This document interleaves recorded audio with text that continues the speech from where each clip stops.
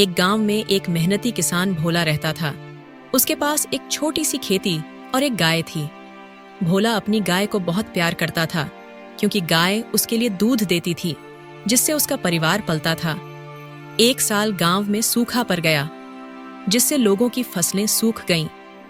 भोला अपने घर के आंगन में बैठा हुआ था और चिंता में डूबा हुआ था। उसकी पत्नी भी उसके पास बैठी थी। क्या करूं, समझ नहीं आ रहा। इस बार खेतों में सूखा पड़ गया और जो थोड़ी बहुत फसल उगी थी वह भी बिकने लायक नहीं है। सब भगवान की मर्जी है भोला। हम कोशिश कर सकते हैं, लेकिन कुदरत के सामने हम क्या कर सकते हैं। देखो, घर में खाने के लिए भी मुश्किल से कुछ बचा है। बच्चों के लिए भी चिंता हो रही है। मुझे कुछ करना ही होगा। अब क्या करेंगे? हमारे पास तो सिर्फ गौरी ही बची है। हाँ, शायद मुझे गौरी को ही बेचना पड़ेगा। उसे बेचकर जो पैसे मिलेंगे उसी से हम खाने का इंतजाम करेंगे। इसके अलावा कोई और चारा नहीं है। भोला गौरी को लेकर बाजार की ओर चल पड़ता है। रास्ते में वह अपने आप से बात करता है। माफ करना गौरी, मैं मजबूर हूँ। मुझे पता है तुम हमारे लिए कितनी कीमती हो, पर बच्चों के लिए मुझे ये करना जरूरी है। अचानक उसे रास्ते में एक साधु मिलते हैं, जो उसके चेहरे की उदासी देखकर रुक जाते हैं। बेटा, तुम इतने उदास क्यों हो? क्या परेशानी है?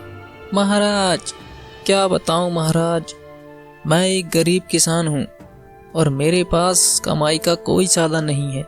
सूखे की वजह से मेरी फसल भी नहीं हुई। अब मजबूरी में मैं अपनी प्यारी गौरी को बेचने जा रहा हूँ। ओह, ये तो बड़ी समस्या है। लेकिन तुम देखने में ईमानदार लगते हो। क्या तुम मुझ पर भरोसा करोगे यदि मैं तुम्हें कुछ बताऊं तो? जी महाराज, अगर आप कुछ मदद कर सकते हैं तो मेरे लिए इससे बड़ी बात और कुछ नहीं होगी। साधु अपने झोले से एक छोटा सा लोटा निकालते हैं और भोला को देते हैं। ये लो, इस लोटे को हर सुबह गौरी के पास ले जाओ और उसे जितना दूध चाहिए उतना इस लोटे में भर लो। इस लोटे में जितनी तुम्हारी जरूरत है उतना दूध अपने आप भर जाएगा। लेकिन महाराज, ऐसा कैसे हो सकता है? सब हो जाएगा, बस ये याद रखना, जितना चाहिए उतना ही लेला, लालच मत करना। बाकी सब ईश्वर पर छोड़ दो।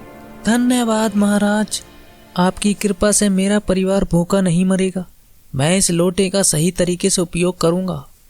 साधु आशीर्वाद देकर वहां से चले जाते हैं और भोला गौरी के साथ खुशी खुशी घर लौट आता है। भोला उत्सुकता से लौटे का चमत्कार देखने के लिए गौरी के पास जाता है और लौटे को उसके नीचे रखता है। जैसे ही गौरी दूध देने लगती है, लौटा खुद भरने लगता है। अरे वाह, ये तो सच में चमत्कार है। इतने दूध से तो हम सबका पेट भर जाएगा और बाजार में बेचकर कुछ पैसे भी कमा लूंगा।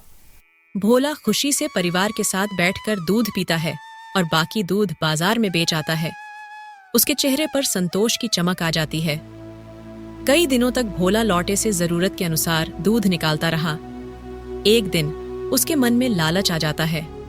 अगर इस लोटे में इतना दूध भरता है तो क्यों ना थोड़ा और निकाल लूं, इससे और पैसे कमा सकूंगा, जिससे हमारे अच्छे दिन आ जाएंगे। भोला ज्यादा दूध निकालने की कोशिश करता है, लेकिन जैसे ही वह ऐसा करता है, लौटे से दूध आना बंद हो जाता है। अरे ये क्या हुआ? दूध क्यों नहीं आ रहा है?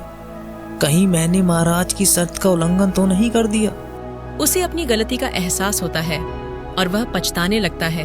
हे भगवान, मुझे माफ कर दो। मैंने लालच किया और महाराज की शर्त को तोड़ा। मुझे अब समझ में आ गया है कि संतोष ही असली सुख है। भोला अब अपनी गलती को मानता है और गौरी को प्यार से देखता है।